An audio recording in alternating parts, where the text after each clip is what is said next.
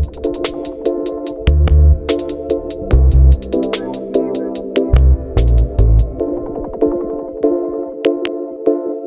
right, welcome to Fanatics Football, the football segment of the Fantasy Fanatics Podcast. I'm your host once again, James, and I'm joined once again by Nate and Mete. What's up, boys?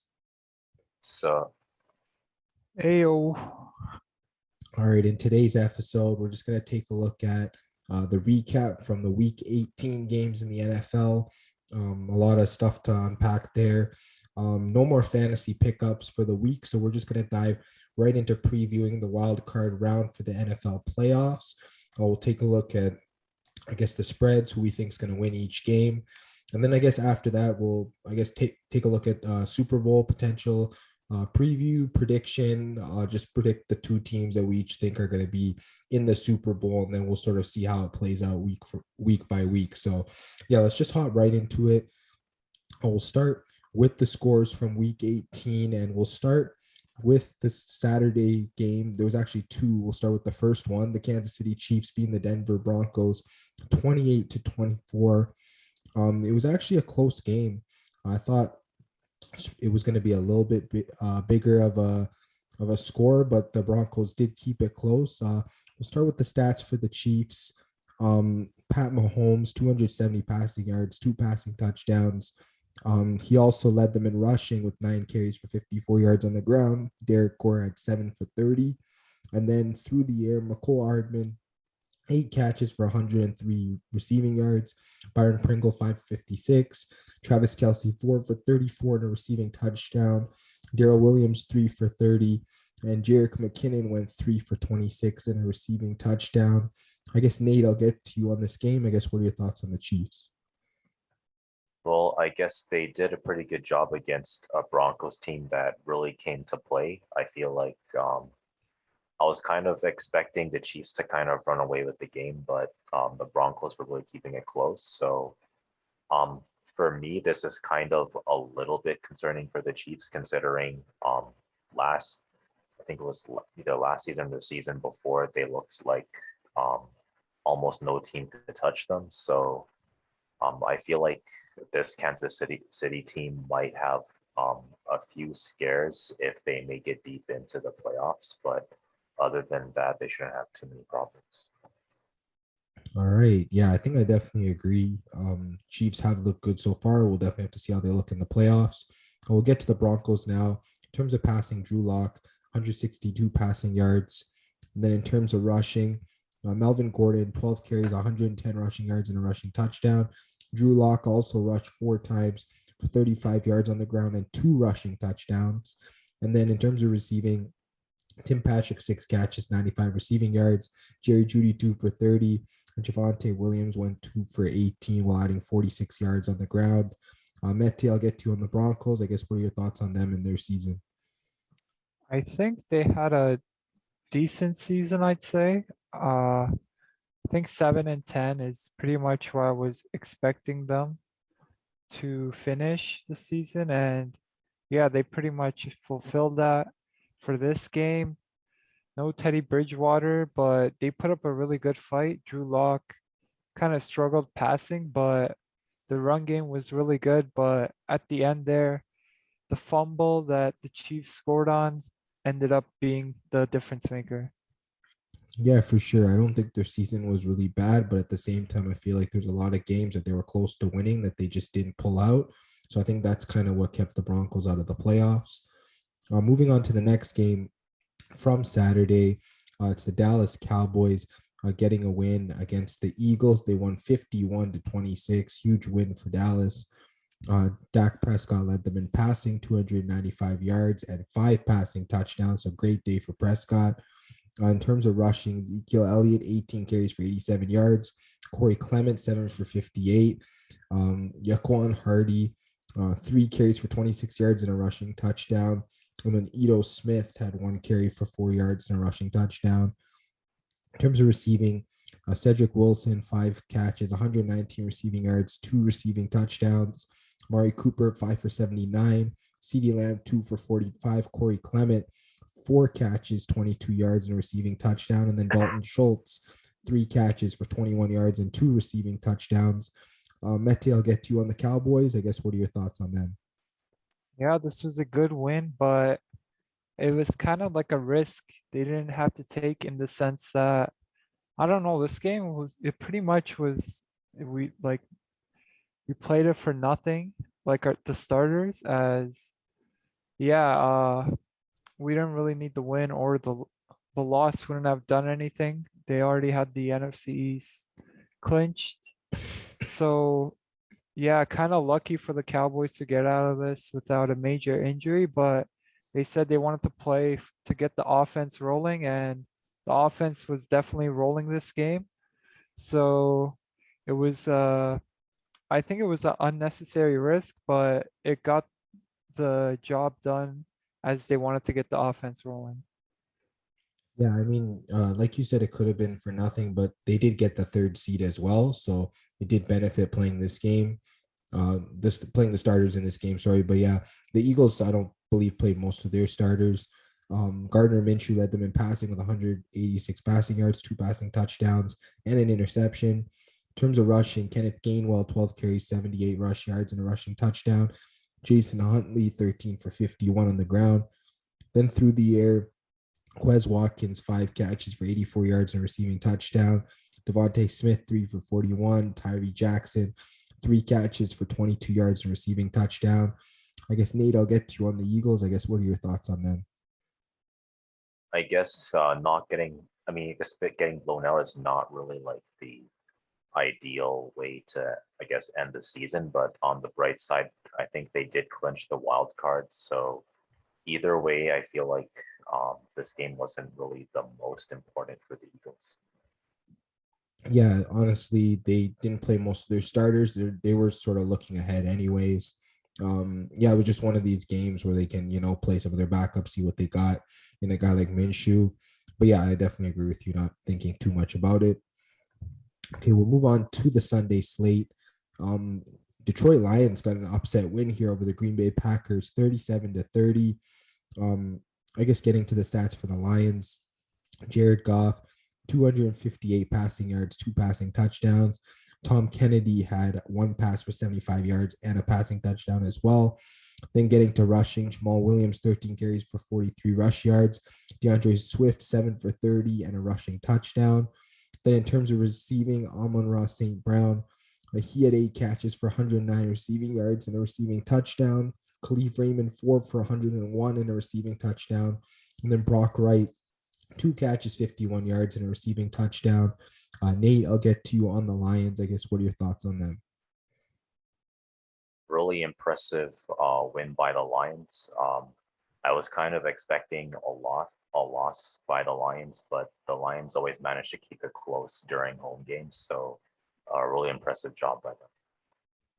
Yeah, they moved to 3 wins on the year. Maybe not what they really wanted, but I guess they are rebuilding. They did start the year, I think it was with 11 straight losses, something like that. So at least they improved their record decently over the past few games. We'll get to the Packers now. They didn't play their starters for the full game, obviously, just by looking at the score. Um, for the time they did play, Aaron Rodgers, 138 passing yards, 2 passing touchdowns for him. Then Jordan Love came in the game, 134 passing yards for him, 1 passing touchdown, but 2 interceptions. And then in terms of rushing, AJ Dillon, 14 carries for 63 yards. Patrick Taylor, 11 for 53 and a rushing touchdown. Then in terms of receiving, Alan Lazard, 5 for 75 and 2 receiving touchdowns. Josiah Degara, 3 catches, 66 yards and a receiving touchdown. Devontae Adams, 6 catches for 55 yards. Mete, I'll get to you on the Packers. I guess, what are your thoughts on this game? Yeah, this is another game where it wasn't really like there wasn't really much to play for. And the Packers, they did roll out Rodgers, like you said, but they pulled him. So, yeah, with that being said, the Lions were still winning at the time. Rodgers was in the game, so that's really impressive from Detroit. But like I said, the Packers, they clinched the 1 seed. They have home field advantage. I don't think they were really motivated to play that hard this game. Yeah, like we said, they took out their starters. Rogers and Adams only played like one half. I don't even think Aaron Jones even played in this game. A lot of defensive players sat out as well. So yeah, they're definitely looking ahead to the playoffs, keeping their players fresh and ready to go. We'll move to the next game. This was a big upset. Jacksonville beating the Indianapolis Colts 26-11, eliminating the Colts from playoff contention. Trevor Lawrence, big game. I think this was his best Jags game in his career. 223 passing yards, 2 passing touchdowns. And then on the ground, Raquel Armstead, 9 carries for 52 yards. Dare Agunbowale had 11 carries for 30 yards. And then in terms of receiving, Marvin Jones, 7 catches, 88 receiving yards and a receiving touchdown. Laviska Shenault, 5 catches for 62 yards. Daria Gubuale, 3 for 25, and then Laquan Treadwell, 3 for 24 and a receiving touchdown. Mete, I'll get to you on the Jags. What a surprise win for them. Definitely a big surprise. This is why they say any given Sunday, as the Jaguars had absolutely nothing to play for, but they pull out a huge win against the Colts, knocking them out of the playoffs. We were joking about the stat. The Jaguars are undefeated against the Colts at home, and yeah, that stat stayed true. They're still undefeated going back to a couple of years. So huge win to help the Steelers get in the playoffs. I was gonna say last episode I was joking about taking the money line, and if you did take the money line, you probably got a nice payday. So, yeah, Jags came up big. We'll get to the Colts now. Carson Wentz, 185 passing yards, a passing touchdown, but an interception. And then in terms of rushing, Jonathan Taylor, 15 carries for 77 yards. And then in terms of receiving, Michael Pittman, 6 catches, 64 yards and a receiving touchdown. T.Y. Hilton, 2 for 39, and Mo Alley Cox went 2 for 27. Nate, I'll just get to on the Colts. I guess what went wrong for them this season? Well, I think last week I was joking about every dog has his day. So I guess this week was the week for the Jaguars. Unfortunately, it looks like not much was going right for the Colts. Passing game wasn't quite there. Rushing game wasn't quite there either. So I guess it was just kind of a rough week overall. Yeah, I definitely agree. They didn't get their offense going until midway through the second half. So, yeah, it was just tough for them overall. And yeah, it ended in a loss and missing the playoffs. So, Colts are definitely going to have to reevaluate this offseason, sort of see how they can improve their team going forward. Okay, speaking of two teams that also need to do that, Washington football team beating the New York Giants 22-7. We joked about this game not mattering. And yeah, to be honest, it really didn't matter. Washington just sort of dominated here, scored in every quarter. Giants just really didn't do much. In terms of football team stats, Taylor Heineke, 120 passing yards. Antonio Gibson, 21 carries for 146 rushing yards and a receiving touchdown. Jonathan Williams went 7 for 45 on the ground as well. In terms of receiving, Terry McLaurin, 4 catches, 93 yards. Jared Patterson went 2 for 14, and that's pretty much it for the football team. I guess, Nate, I'll just get to you on them. What do you think about their season?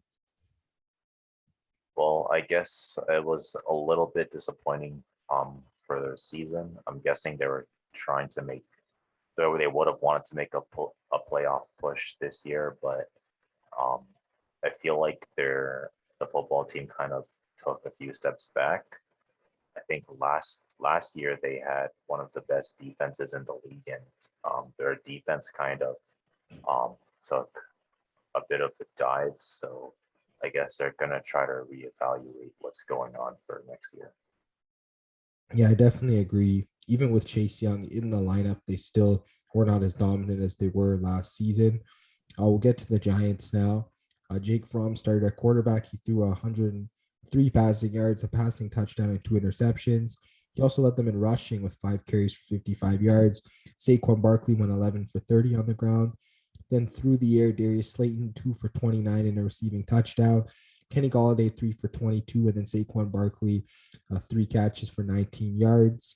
I guess, Mete, talk a bit about the Giants season and the disappointment they had. Yeah, they've had a brutal season. I was expecting much more wins than 4. I think they have a solid roster. It's just the coaching, I think it's not working out, and Joe Judge was fired. So I think that's good news for them. I also feel like they kind of overpaid Kenny Golladay. He hasn't really played like a wide receiver one for them. And yeah, Evan Ingram, he's been super inconsistent. So going forward, I think they might have to invest into like a wide receiver in the draft again. Although I like what I saw from Kadarius Toney, and yeah, they called a sneak on 3rd and 9. I kind of get what they were trying to do. Like they're kind of backed up in their own red zone, play for field position. But even at that point, like why wouldn't you run the ball? At least you'd have like some sort of chance of picking up a first down if you ran. But with a sneak, you have absolutely no chance. I guess it just shows you that they were in full tank mode. Yeah, honestly, I think they just need to reevaluate the team as a whole. Like this team's strength is Saquon Barkley. You got to build an offensive line around this guy and give him a chance to at least run the ball properly. And then maybe they'll have a chance of having some success on offense because their defense was not too bad this year, considering all that they went through on offense. I think they have a decent defense that could get them to the playoffs. They just need to revamp their offense a little bit. And then moving on to the next game on the slate, we'll just take a look at some more games from Sunday. The Minnesota Vikings, they really beat the Chicago Bears 31-17. We'll take a look at the stats here for the Vikings. Kirk Cousins, 250 passing yards and 3 passing touchdowns. Great return for him. Dalvin Cook on the ground, 14 carries for 79 rushing yards. Alex Madison, 5 for 18. And then through the air, Justin Jefferson, 5 catches, 107 receiving yards and receiving touchdown. Amir Smith Marset went 3 for 103 in a receiving touchdown. Big day for him. And then KJ Osborne, 1 for 21 in a receiving touchdown. Mete, I'll get to on the Vikings. What are your thoughts on their season? Yeah, this is another team that I think had a pretty disappointing season. They've had a couple of really great weeks. The one that I'm thinking of right now is them beating Green Bay. So they did show flashes, I thought, where yeah, I felt like they were a playoff team the whole year, but it didn't really happen for them. And I feel like Kirk Cousins, he's getting a lot of blame. He always does, but I honestly don't think he's a problem. I think he had a really good season this year. So yeah, it was kind of tough for them. They won this game, but I think they kind of lost in the long scheme as there was nothing to play for in this game. Yeah, honestly, at this point, I think firing Coach Zimmer was the right decision. I feel like he'd sort of worn out his welcome there. They sort of need to move in a different direction, especially with their defense.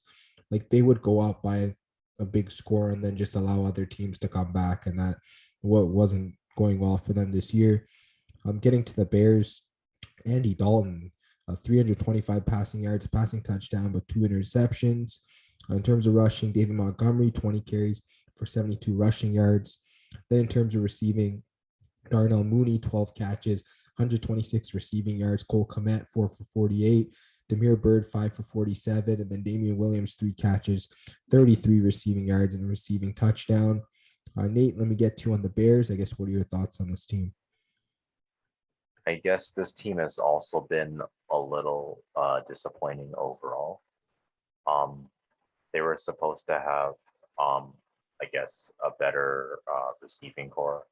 I think, if I remember correctly, Allen Robinson was supposed to still be like a really good wide receiver, but he kind of fell off this year. So I guess hopefully they can figure some things out.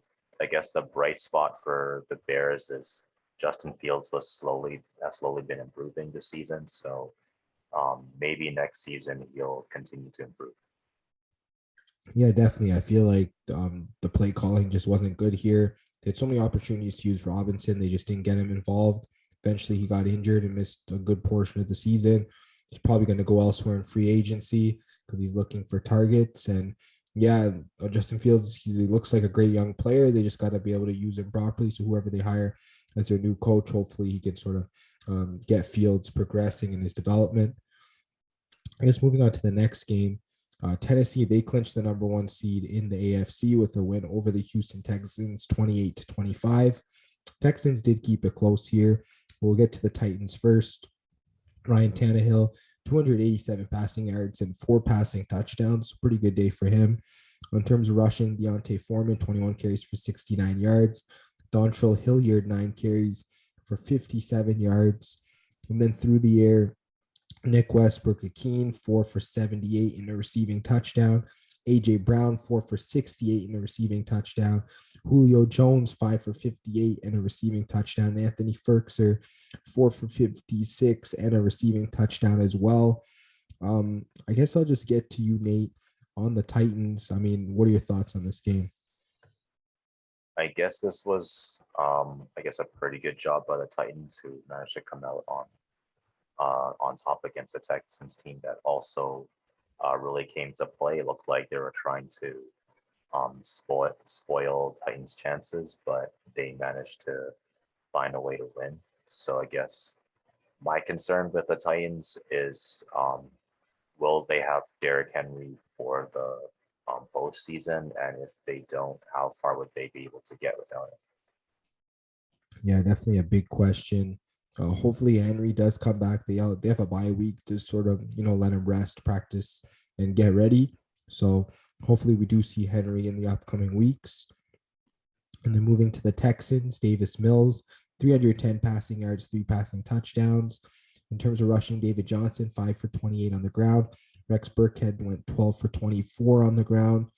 And then in terms of receiving, Danny Amendola, 7 catches, 113 receiving yards and 2 receiving touchdowns. Nico Collins, 3 for 67. Rex Burkhead, 3 for 42.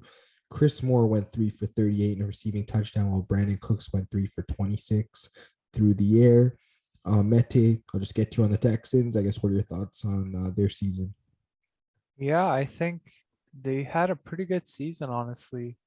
Last 4 or 8 weeks, they went 4-4. So they picked up all 4 of their wins in the second half. They kind of heated up. And Davis Mills, he's been very impressive lately.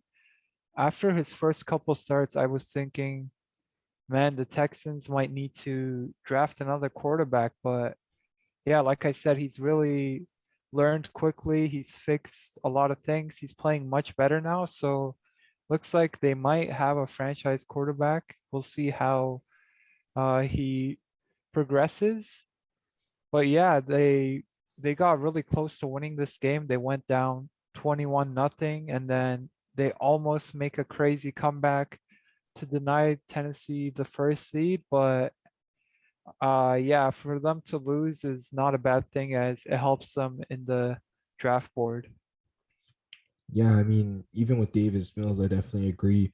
He definitely does make the search for a franchise quarterback less urgent. I feel like they can sort of build the rest of the team around him for now and see how he progresses, and then they can replace him later on if needed. And then, yeah, definitely moving up the draft board was a good thing for that team. We'll get to the next game. This game had playoff implications. It even went to overtime, and Pittsburgh beat the Baltimore Ravens 16-13. Good win for the Steelers, make the playoffs off of it. Ben Roethlisberger, 244 passing yards, a passing touchdown, and an interception. In terms of rushing, Chase Claypool, 3 for 33. Najee Harris, 11 for 28 on the ground. And then Benny Snell, 12 for 22. Then getting to receiving, Pat Freiermuth, 6 for 53. Deontay Johnson, 7 for 51 yards. Zach Gentry, 4 for 39. Ray McLeod, 4 for 37. And then Chase Claypool, 5 for 37 and a receiving touchdown. Mete, I'll get to you on the Steelers. I mean, this team, they snuck into the playoffs. What are your thoughts? Yeah, I'm amazed. I was definitely not expecting the Steelers to make the playoffs. Ben Roethlisberger's career is not yet over. He gets at least another week. And yeah, we'll see how they do. This was a really tight game. Yeah, I was really surprised, even though no Lamar Jackson, but Steelers were on the road. And I don't know, outside of the defense, and I'd say Najee Harris, the offense wasn't really that impressive. So Yeah, I was really expecting the Ravens to win this, so it's a really surprising result for me. Yeah, Steelers defense definitely stepped up to play. I can agree with that.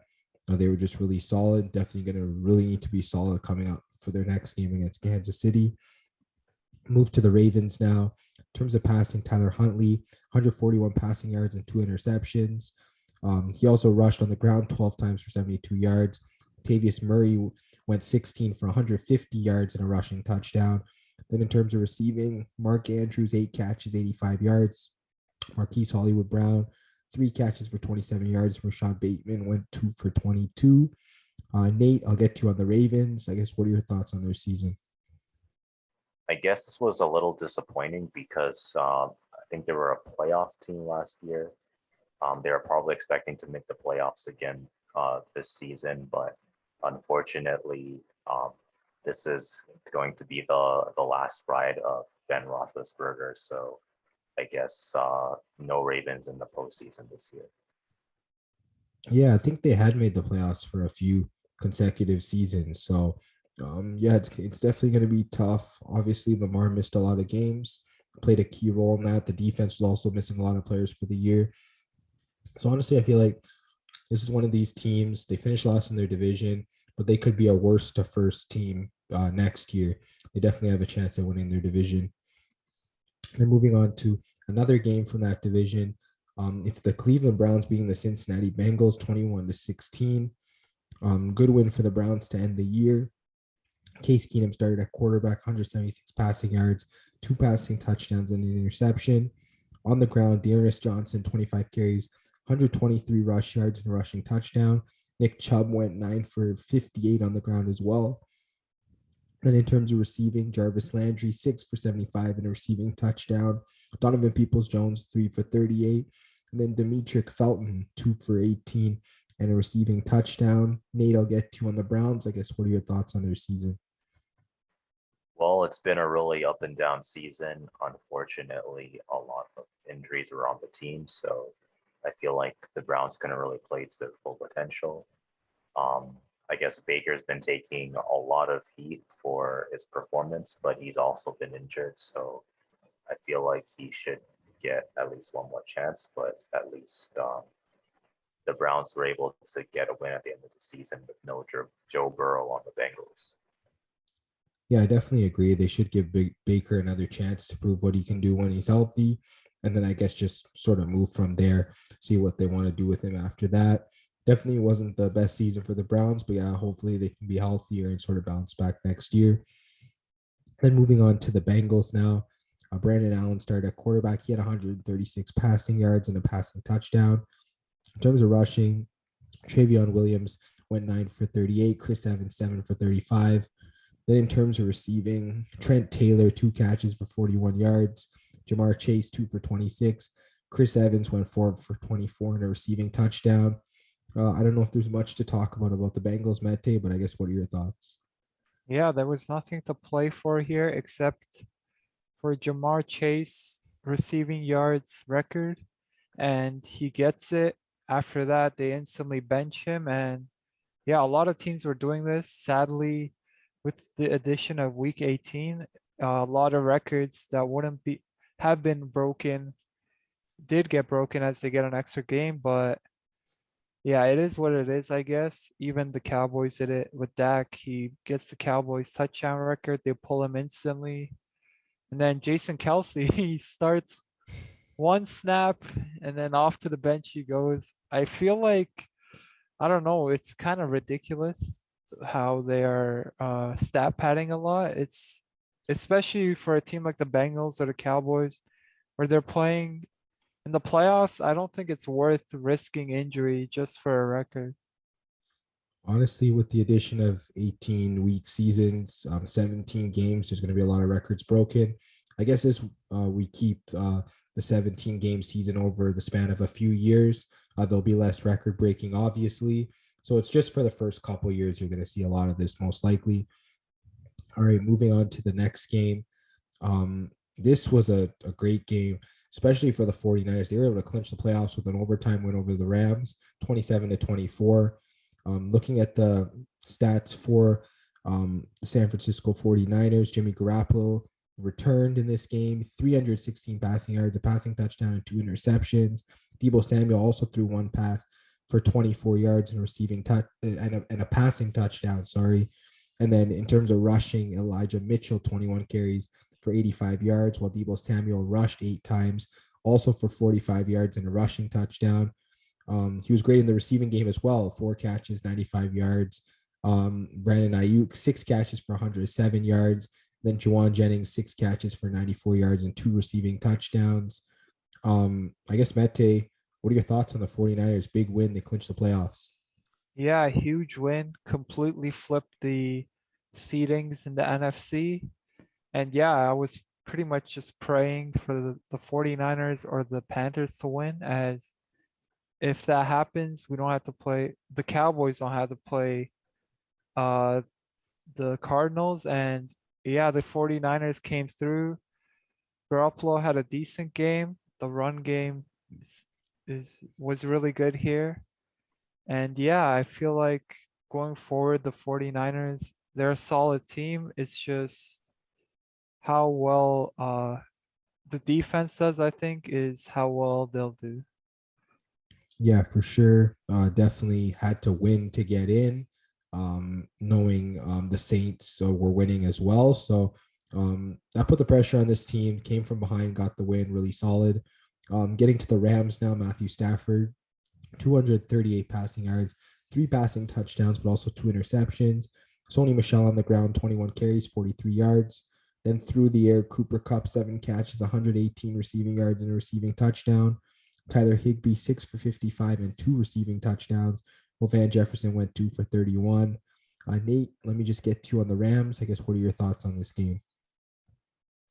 I guess it's a little bit concerning for the Rams because I anticipated them to be a deep playoff team. And I guess the 49ers do have a good defense, but at the same time, if the Rams kind of lose like this, I'm not sure how far in the playoffs they'd be able to go.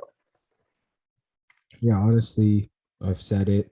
I'll say it again. I'll probably say it later again in this episode is that the Rams will go as far as Matthew Stafford takes them. I feel like he's sort of that X factor for them. So 2 interceptions was not good in this game from him. He really needs to clean up his play if they're going to make some moves in the upcoming games. We'll move on to the next game now. Tampa Bay Buccaneers really blowing out the Carolina Panthers 41-17. Getting to the stats for the Bucs, Tom Brady, 326 passing yards, 3 passing touchdowns for him. In terms of rushing, Scotty Miller, 2 carries for 43 yards and a rushing touchdown. Keyshawn Vaughn, 10 carries for 29 yards and a rushing touchdown. And then in terms of receiving, Rob Gronkowski, 7 catches, 137 receiving yards. Mike Evans, 6 for 89 and 2 receiving touchdowns. Then Brashad Perryman went 5 for 44. While Le'Veon Bell had 1 catch that went for a yard and a receiving touchdown. Nate, I'll just get to you on the Bucs. What are your thoughts on this team? I guess this was just business as usual for the Bucs, but it's just kind of unfortunate for the Panthers.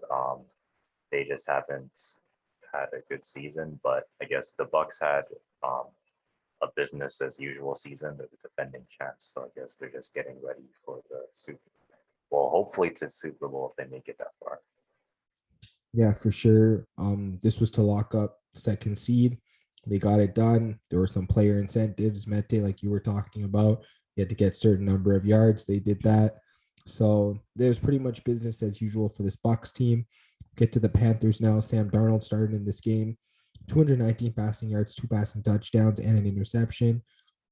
In terms of rushing, Chuba Hubbard, 9 carries for 48 yards. And then in terms of receiving, DJ Moore, 7 catches, 87 yards. Amir Abdullah, 9 for 56. Robbie Anderson, 7 for 50 and a receiving touchdown. CJ Saunders, 2 for 11, and Chuba Hubbard, 2 for 8 and a receiving touchdown. I guess, Mete, just talk about the Panthers season. I guess, what are your thoughts?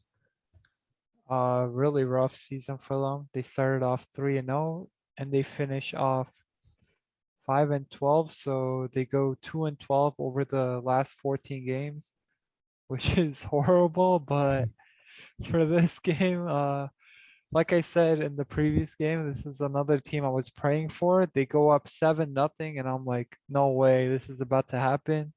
And up until the third quarter, they were keeping it close. But then Brady's like enough fooling around here 24/7 to finish them off in the fourth. So yeah, like I said, they had a brutal finish to the season after a good start, but I think they've got some solid building pieces. Chuba Hubbard, I liked what I saw from him. Sam Darnold, even he had his moments, so I don't know. Maybe they'll give him another shot, or they'll go in another direction. But for this game specifically, it was good for them not to win, as it helps them in the draft more. Yeah, for sure. I definitely agree. Definitely need a fresh start next season. The season didn't really go their way.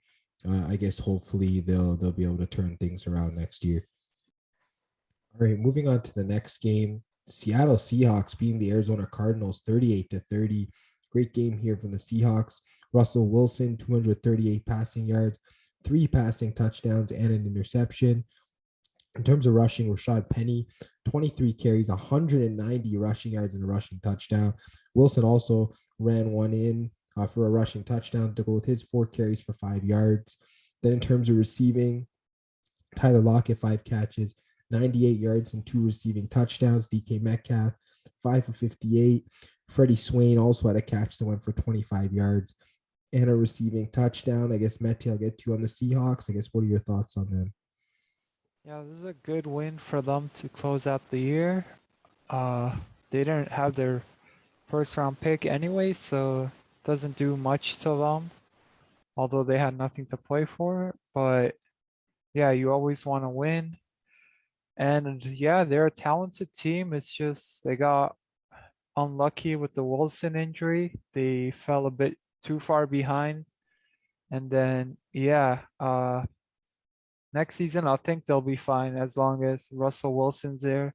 There's some rumors going on, but Rashad Penny had a great end to the season. He's showing Pete Carroll that he can't be ignored anymore, and that he needs a good role on this offense. Yeah, I think there's a chance. I mean, he is younger than Chris Carson, I believe. So if they move on from Carson, there's a chance Penny will be pretty successful in this offense. I guess we'll get now, but to the Cardinals here, Kyler Murray, 240 passing yards and a passing touchdown. He also rushed 5 times for 35 yards. James Conner, 15 carries, 52 rush yards and a rushing touchdown. Benjamin went 7 for 31. And then in terms of receiving, Zach Ertz, 7 catches, 84 yards. Christian Kirk, 2 for 43. And then James Conner had 6 catches for 41 yards and a receiving touchdown. I guess, Nate, I'll get to on the Cardinals. Rough way to end the season, but I guess, what are your thoughts?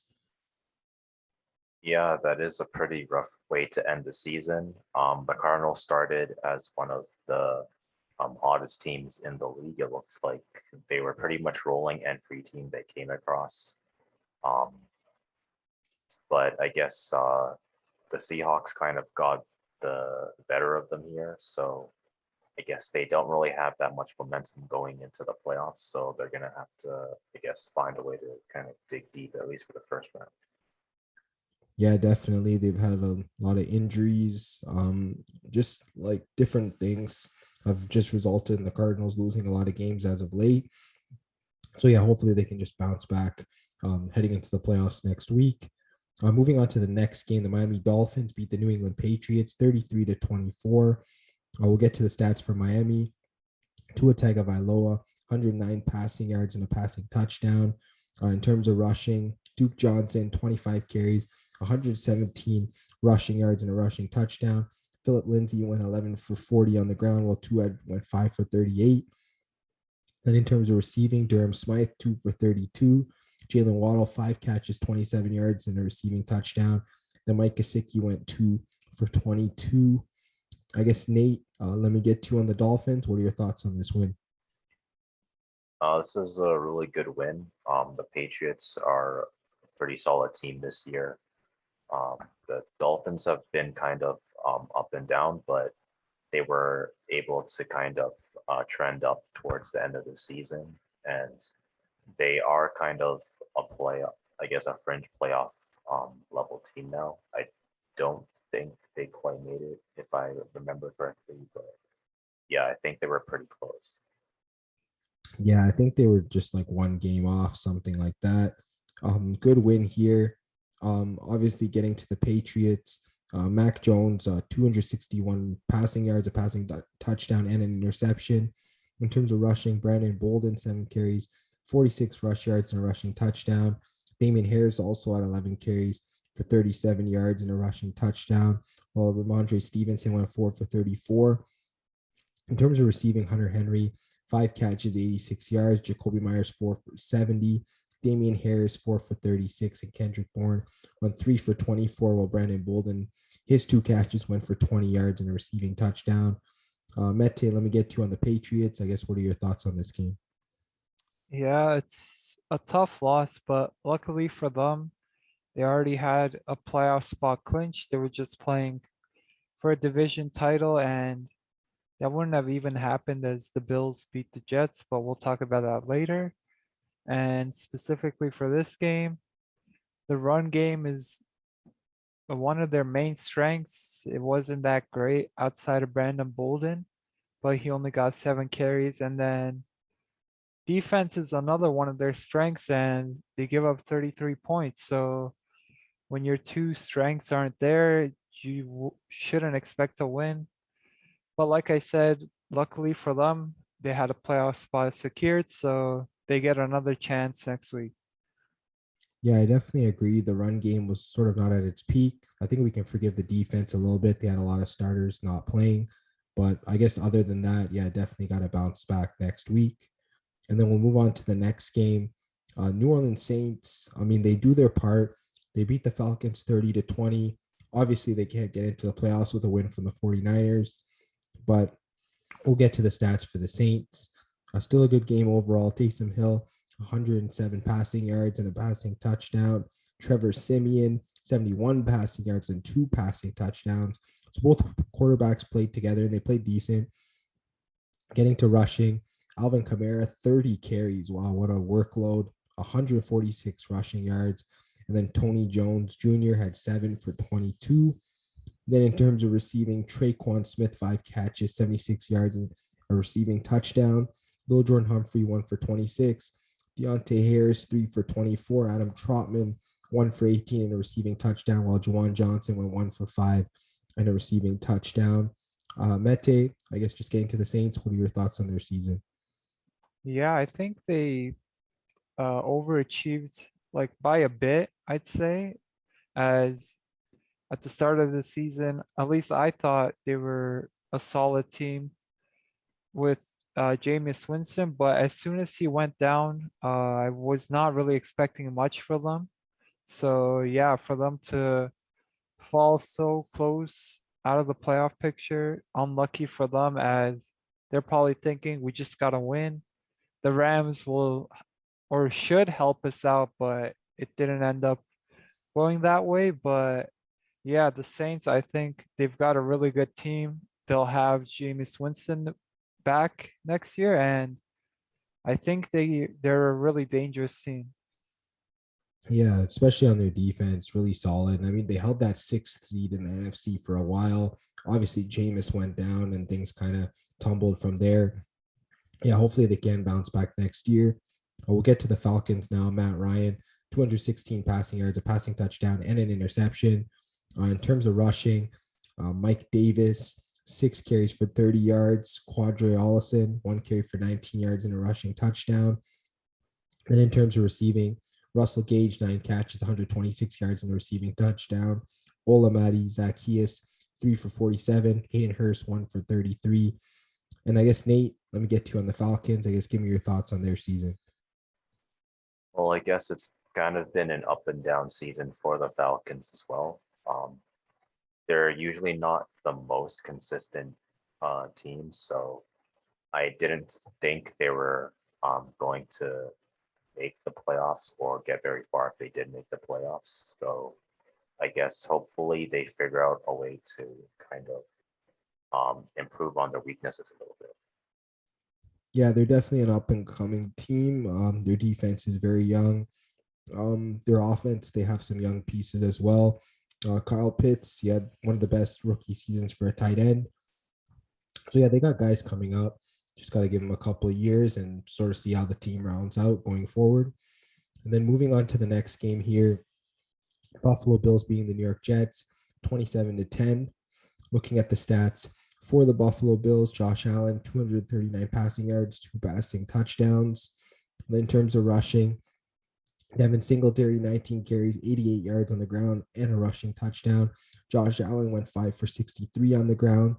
Then through the air, Stephon Diggs, 9 catches, 81 yards, and a receiving touchdown. Dawson Knox, 3 for 49. And then Gabriel Davis, 3 for 39. Well, Devin Singletary, 2 for 24, and a receiving touchdown. Nate, I'll get to on the Bills. I guess, what are your thoughts on them? I guess business as usual for the Bills. The Jets are one of the weaker teams in the league, so I guess you could expect the Bills to win. Yeah, for sure. They get a win here. They win the AFC East. They get I believe it's the 3rd seed in the AFC. So, yeah, they get in. They get the 3rd seed, and I guess we'll see what they do from there. Getting to the Jets now.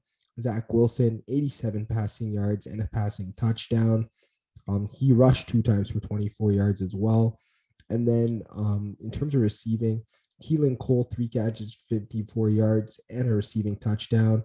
Then Jamison Crowder, 1 for 16, and Tarek Black, 1 for 10. Not much else there. I guess, Mete, what are your thoughts on the Jets this season?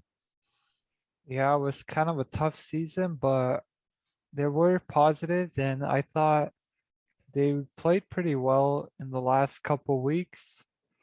Obviously, they didn't win many games, and even the last couple weeks, they lost a lot of games, but they were really close to beating the Buccaneers. Even this game, they put up a good fight until the fourth quarter where they lost 14-0. So yeah, I think they had a season where pretty much everyone expected a record like this from them. So going forward, we'll see if they can build on this. Yeah, I feel like for the Jets, the only way for them is up at this point. They've been down for quite a while. Hopefully, Robert Saleh and the crew there can sort of turn things around. They have a quarterback in Zach Wilson that's supposed to be a franchise guy. So hopefully they can make things work with him.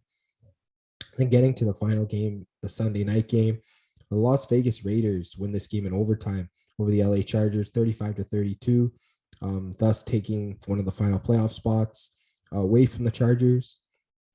We'll get to the stats for the Raiders first. Derek Carr, 186 passing yards and 2 passing touchdowns. Josh Jacobs on the ground, 26 carries, 132 rushing yards and a rushing touchdown. I think that's one of the problems for the Chargers this year, just giving up too many rushing yards. And then in terms of receiving, Bryan Edwards, 4 for 63. Foster Moreau, 2 for 50. Zay Jones, 5 for 27. Darren Waller, 2 for 22, and Hunter Renfrow, 4 catches, 13 yards, and 2 receiving touchdowns. I guess, Mete, let me just get to you on the Raiders. Big win for them. Yeah, a huge win. And they've had a pretty rough season in the sense that there's been a lot of drama going on. We saw the Henry Ruggs incident, the John Gruden incident. So for them to make the playoffs is kind of ridiculous. I don't think a lot of people were expecting that, especially after Gruden was let go. So yeah, good job for the Raiders. Unbelievable. Josh Jacobs had a great game here. And yeah, it looked like in overtime, things might have ended up in a tie as I don't know, it looked like the Raiders were complacent with just running the clock out and even running the ball. So that timeout by the Chargers, I feel like we'll never know what would happen if they never called it. Yeah, I think what would have happened is Pittsburgh would have missed the playoffs because both of these two teams would have tied. But yeah, good win for the Raiders here. We'll get to the Chargers now. Justin Herbert, 383 passing yards, 3 passing touchdowns, and an interception. Austin Eckler on the ground, 16 carries, 64 rush yards and a rushing touchdown. Then through the air, Mike Williams, 9 catches, 119 receiving yards and a receiving touchdown. Jared Cook, 4 for 80. Keenan Allen, 6 for 52. Jalen Guyton also went 6 for 52. And then Josh Palmer went 4 for 45 and a receiving touchdown. And Austin Eckler went 5 for 35 and a receiving touchdown as well. Nate, I'll get to you on the Chargers. Disappointing season for them, but what are your thoughts? Yeah, it was a little disappointing for the Chargers. I feel like they are a playoff level team. The Raiders just kind of got the better of them, went all the way down to the wire, but the Raiders were able to find a way to beat the Chargers. So I guess the Chargers just have like a few kinks to work out before they make the playoffs. They should be able to make it at least next or the year after. Yeah, for sure. I think that they have the talent in place. They might even have more talent than that Raiders team, but seems like that they just got outplayed all the way to the end. Team that might not have had as much talent, they just decided to play harder on the field. And sometimes hard work can outwork a team's talent. So, yeah, a good win for the Raiders there. And yeah, that's going to be the end of the Week 18 recap. So we'll just move right into the wild card preview.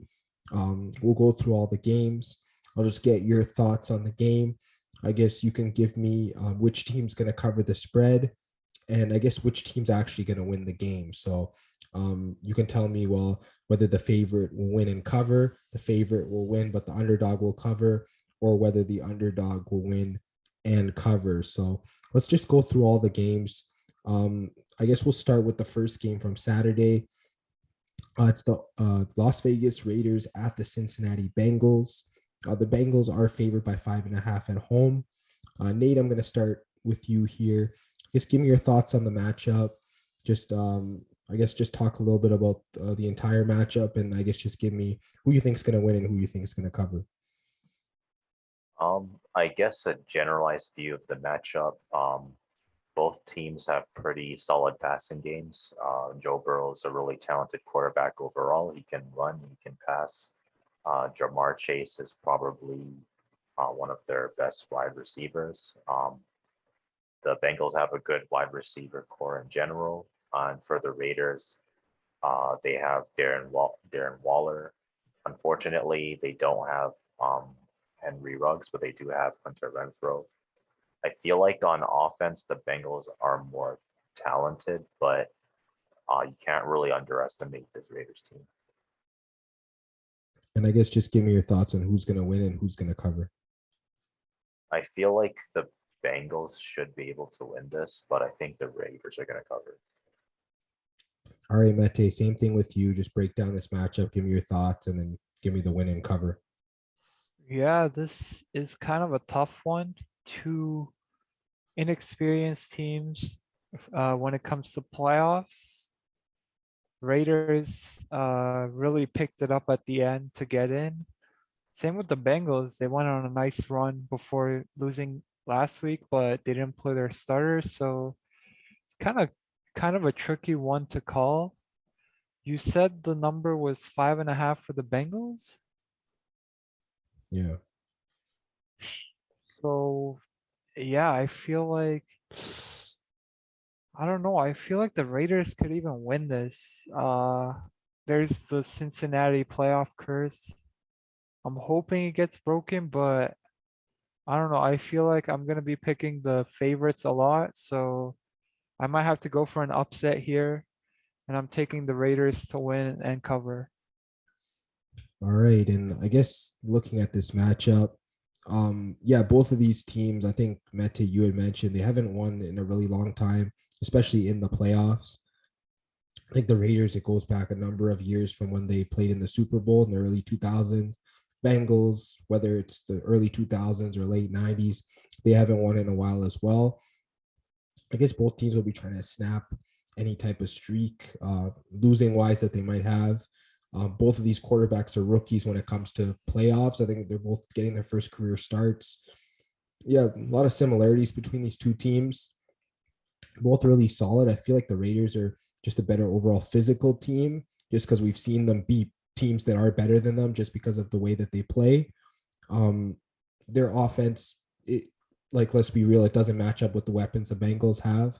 And I mean, their defense, I think both defenses have similar type playmakers, but yeah, this is honestly a tough one to call. I think I agree with you guys. I might lean slightly with the Bengals in terms of actually winning this game just because they're at home. I guess if you take out all that whole curse and stuff into account, yeah, I think I see the Bengals winning. I think maybe they win like a 3 or 4 point game, something like that. They maybe win it off a field goal. I think the Raiders just overall, they should keep it close just because of how well they play against top tier teams. So yeah, give me the Bengals to win, but the Raiders to cover. And then we'll move on to the next game now. I guess just keep in mind all the teams you pick to win so that when we make our Super Bowl picks, we'll have them. So move on to the next game. The Patriots are facing the Buffalo Bills in Buffalo. The Bills are favored by 4 points. Mete, this time I'm going to start with you. I guess just break down this matchup. Yeah, it's a divisional matchup. We've seen these teams face off twice and they split. But the funny thing is, the road team actually won. So if you look at it that way, you could say this matchup favors the Patriots, but I don't know. It's the playoffs. Mac Jones' first playoff start. I feel like the Bills should win this. I'm sorry again, I didn't hear the number of the spread. It's for, Bills are favored by 4 at home. I think I'm gonna have to go with the Bills to cover and win here. All right, and Nate, I'll get to you. I guess break down this matchup and give me your win and cover. I guess for this matchup, it's going to be, I guess, Mac Jones' first NFL playoffs. So congratulations, rookie in the playoffs is not something that you see every year. I guess the Bills, they're going to be trying to make it into the Super Bowl. They've been trying to make it into the Super Bowl for the past couple of years now. They're really talented overall, especially in passing and in receiving. When it comes to rushing, they do have some talent, but I feel like Josh Allen tends to overplay a little bit, and it kind of pulls the running backs back. So I'm hoping Josh Allen kind of lets the running backs kind of do their thing, and then he kind of stands in the pocket a little bit more and passes. And I feel like that could save him a couple of big hits as well. And I guess for the Patriots, they do have a really good defense. They do have a good run game. They're pretty solid overall. I feel like the Bills kind of stand out a little bit more talent, but Bill Belichick's been around for a while, so he probably has a game plan to try to beat the Bills. All right, sorry. So who wins and who covers? I guess I'll take the Patriots to win and cover. Why not? All right, and I guess I'll break down this game. I'll try and prevent as much bias, but my bias is going to come through, obviously, as a Patriots fan. So why not just let it come through a little bit? So looking at this game, like you said, Mete, they split the first 2 meetings. I feel like this meeting is going to be a bit in between the 2 other meetings in the sense that the weather is going to be really cold, probably the coldest weather between the other 2 games. It's not going to be as much wind as last time, obviously. And we saw how much the Patriots, they just ran the ball and then they just forced the Bills to sort of try and play from behind.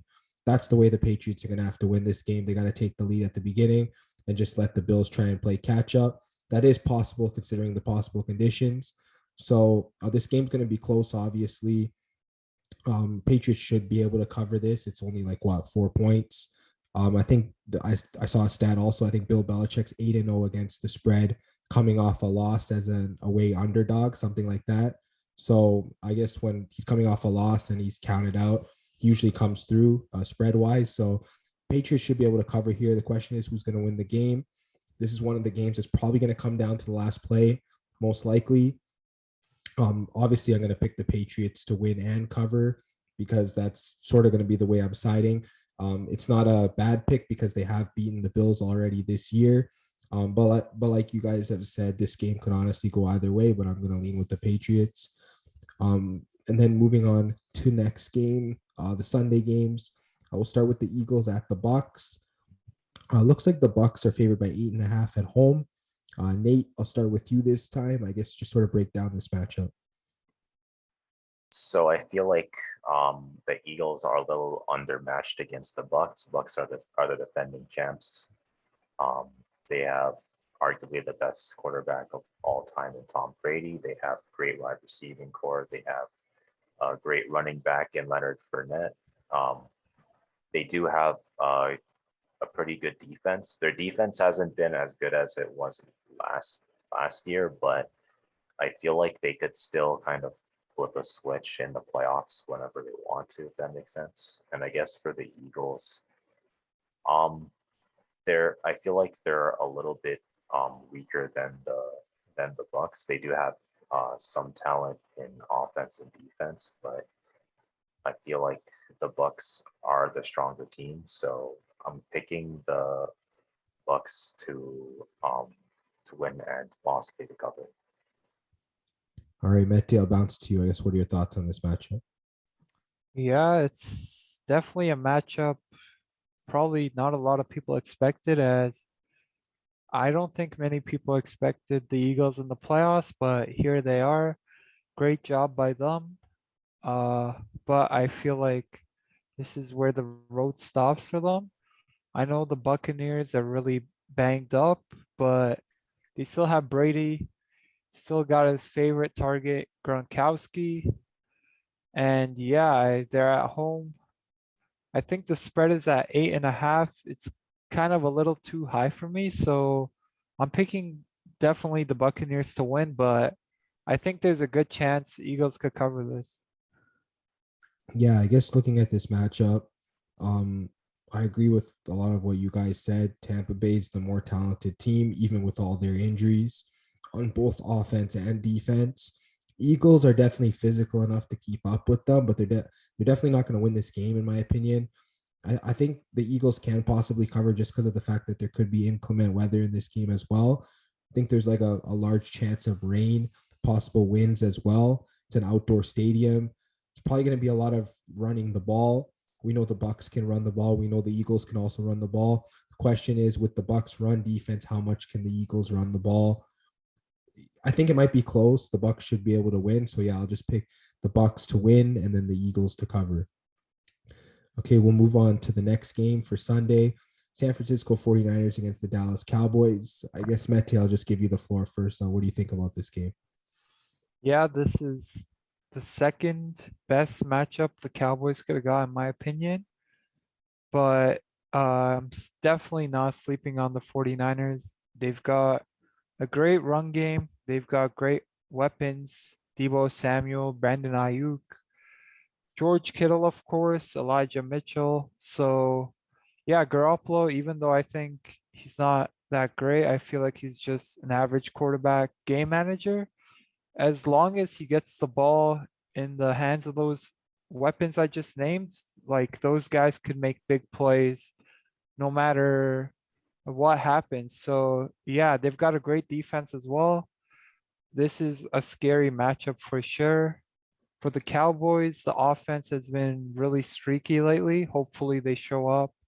And the defense, if they're not taking away the ball, they're not that great statistically. So I think takeaways are key. I think stopping the run game for the 49ers is key as well. And I don't know what's wrong with me. I didn't hear the spread again. Oh, it's -3 favoring Cowboys at home. Okay, that's not that big of a spread. I'm definitely going with the Cowboys, and I think they'll win too. All right, Nate, I'll bounce to you. I guess give us your thoughts on this matchup.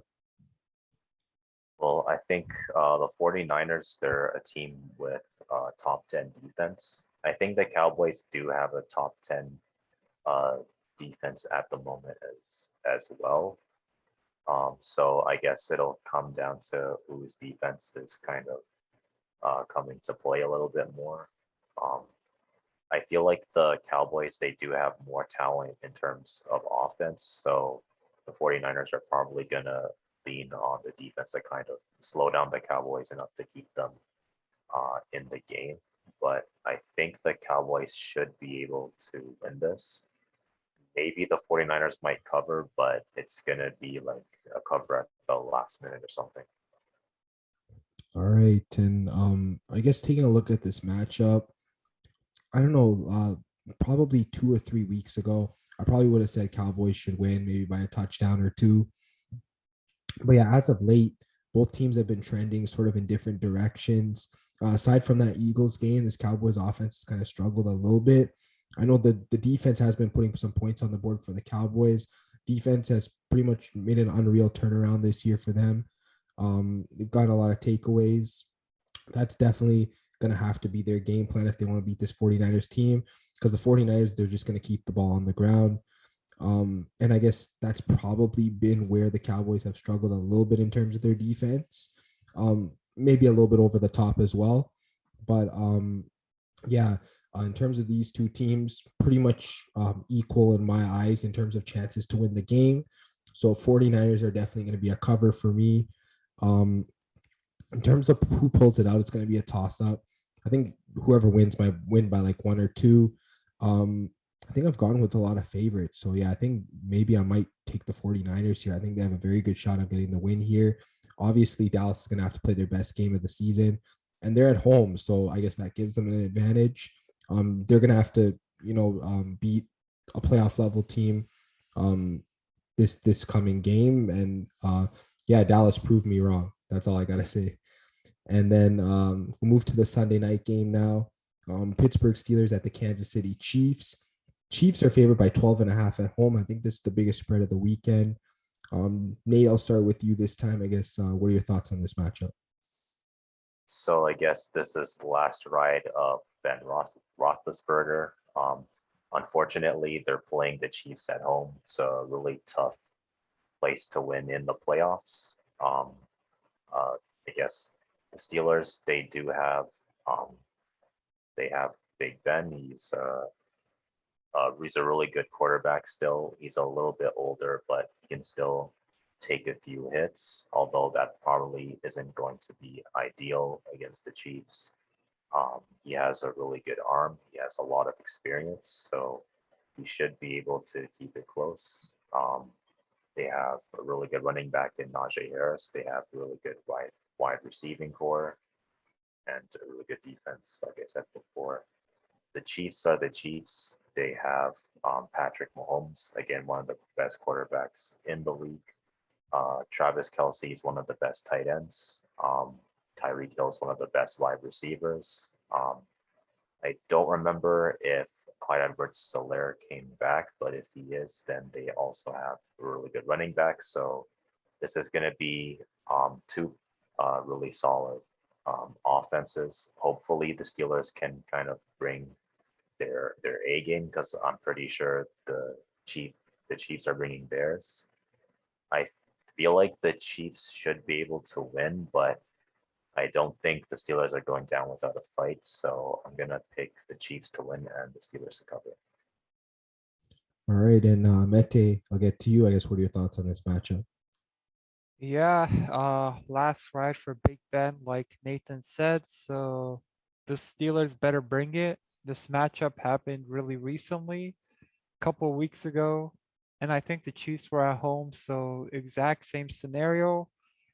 And the Chiefs completely blew them out. So, like I said, I'm expecting the Steelers to bring it this time. Uh, like I said about the Steelers in the previous game we were talking about, Ravens and Steelers. I haven't been that impressed with the offense, but the defense is great still, one of the best in the league. So yeah, I'm hoping they bring it. Chiefs, great offense. The defense was off to a horrendous start, but they've fixed up. They're looking like the old Chiefs again. And for predictions, I actually have the number this time. So yeah, Steelers, they should cover this. I mean, it's probably Big Ben's last game. They got to bring it. If they don't cover that and they get completely blown out again, that's going to be a shame, I think. They got to at least send off Big Ben in a close game, but I fully expect the Chiefs to win, but Steelers cover. Yeah, I guess taking a look at this game, there's not much else you could say. The Chiefs are the home team. They should be able to get the win here. You talked about the result from a few weeks back. All of that stuff indicates the Chiefs are going to win. It would honestly take a miracle for the Steelers to actually win. Even to cover, it'll take a better effort than they showed last time. I think in the matchup between the two teams, I just feel like it's the Chiefs' offense. How many points are they going to put up? If they put up at least like 35, I think they should be able to cover. Can the Steelers' defense hold them? Have they been playing better? Yeah, they've been playing a bit better since then. So I think I'm probably going to go with the Chiefs to win. I'm hoping the Steelers can cover, especially maybe something like a backdoor cover like they've done in previous games. I remember Vikings game, they did a backdoor cover, and there was another game in there as well. So yeah, Chiefs to win, but Steelers to cover. Then moving on to the next matchup, Monday night, Arizona Cardinals at the LA Rams. Mete, I'm going to start with you this time. I guess, what are your thoughts here? All right. Yeah, this is another divisional matchup, the second one in the wild card, so that's pretty cool. And I think, like the Patriots Bills, this was a split. And I feel like, just like the Patriots Bills, the road team won both times. So if that's an indicator, maybe Cardinals. But yeah, the Cardinals, like Nathan said in the previous preview we were talking about, or the recap, sorry, the Cardinals were off to a really great start and they're kind of fizzling lately. So it's tough for them. There's a chance DeAndre Hopkins doesn't play. That's really tough for them. Rams were off to a pretty good start too. And I think they've been like decent lately. Matthew Stafford has been throwing a lot of interceptions lately, so that's kind of concerning. And all right, for the prediction, I'm gonna have to go with the Cardinals to win and cover, I think. Like, I feel like I picked the favorites in almost every game except the Raiders Bengals, and I don't know, I don't feel like all the favorites are going to win. So gotta throw a couple underdogs in there. I think Cardinals can pull it off. Yeah, I think I forgot to mention the spread. I think the average spread's around +4. Nate, I'll just bounce to you. What are your thoughts on this matchup? Um, both teams have kind of been tapering off, but they both have really impressive offenses. I think the Cardinals have a better defense, so I feel like that's going to keep them in the game more. So I think in either scenario, Cardinals are going to cover. I guess I'll go with Cardinals to win as well. All right, I guess just looking at this matchup, this is one of the matchups here where it's just a toss up for me. I think the Cardinals stats against the spread are really good when they're on the road and as an underdog. So I might lean towards the Cardinals to cover. They've also kept games really close. They're always in it until the final minute. So yeah, Cardinals should be able to cover for me. Who I think is going to win? I think this game pretty much depends on how Matthew Stafford plays, how many picks he throws, whether that turns into touchdowns, points on the board, and whatnot. Because we know the Cardinals, they have a good enough offense, even without Hopkins, to be able to just capitalize on those kind of things. So honestly, it's the Rams, they're going to go as far as Matthew Stafford takes them. I think he might take them at least one more round. So yeah, I will go with the Rams here to win, but I'm going to take the Cardinals to cover. All right, let's just move on to the Super Bowl predictions. And I guess we'll take a look at all the teams we picked to advance so far. And we'll sort of pick the two teams that we see meeting in the Super Bowl. Obviously, we don't need to pick a winner yet. We'll do that as we approach the big game. So I guess, Nate, let me start with you first. We'll start with the AFC. So your four teams remaining are the Tennessee Titans, the Kansas City Chiefs, the New England Patriots, and the Cincinnati Bengals. I guess out of those four teams, I guess just give me the team and I guess the reason you think they would go to the Super Bowl. I guess the Chiefs would probably be the most likely, mainly because they've been one of the strongest teams in the AFC for a few years now. So I wouldn't be surprised if I saw them in the Super Bowl again. All right, and I'll bounce to you, Mete, for the AFC. Your teams are the Tennessee Titans, the Kansas City Chiefs, the Buffalo Bills, and the Las Vegas Raiders. I guess out of those four, I guess which team do you see going to the Super Bowl? It's really down to two teams for me, and that's the Chiefs and the Bills. But I really like what I see from the Bills lately. I think the main problem with them for me was the run game, and it looks like they've gotten it going lately. So, you know what? I'm going to pick Bills Mafia to make the Super Bowl.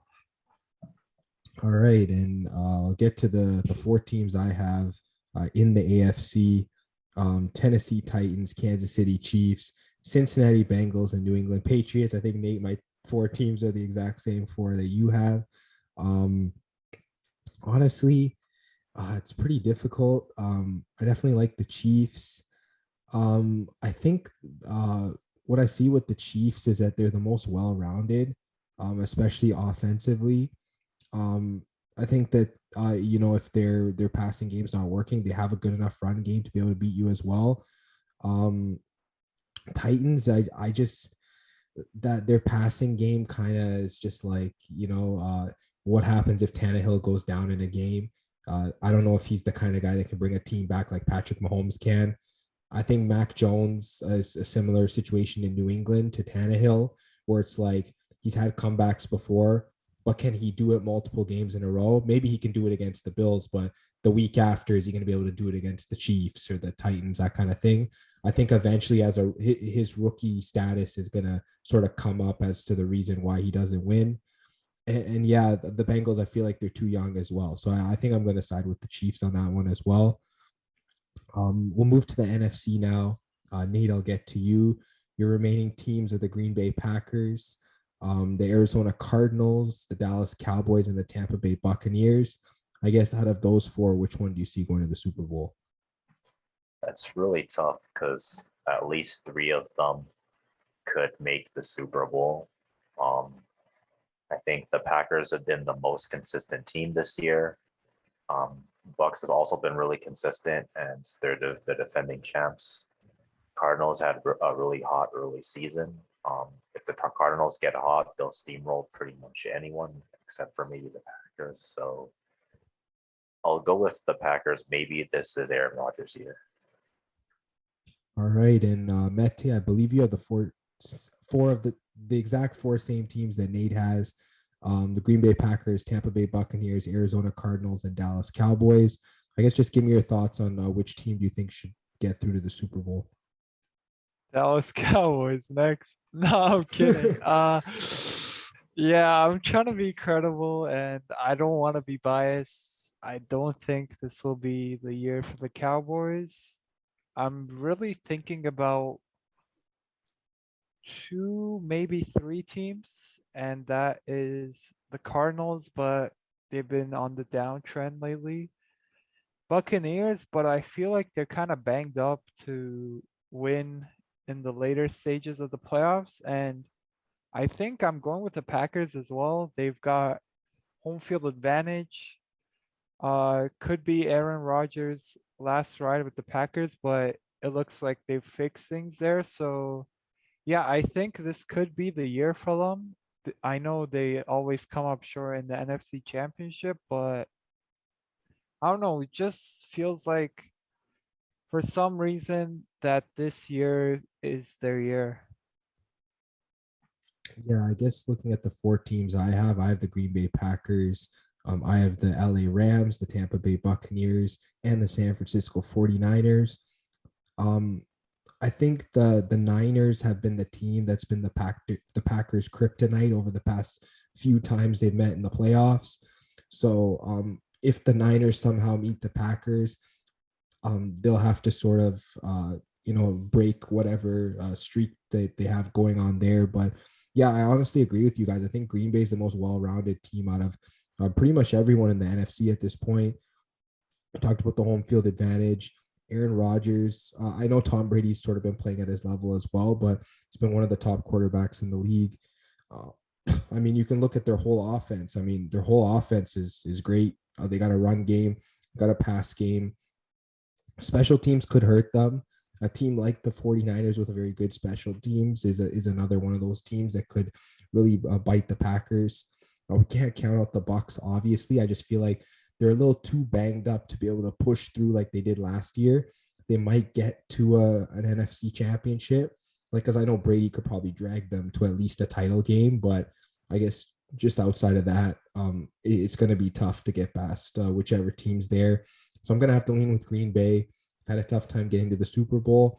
I think maybe this might be their year.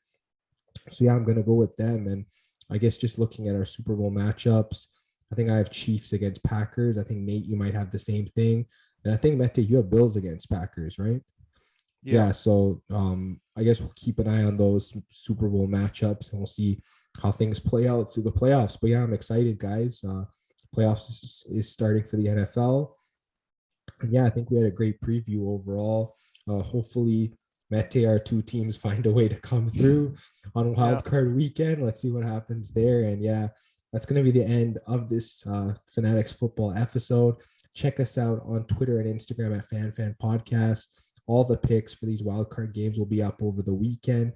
Definitely go check them out. This episode will be on YouTube, Spotify, Apple Podcasts, Google Podcasts. Just make sure you like, subscribe, share, hit the bell for notifications on YouTube, leave us a review, comment, all that good stuff. And yeah, guys, definitely excited for the playoffs this weekend. Going to be a lot of great games, and we'll talk to you guys on the next episode.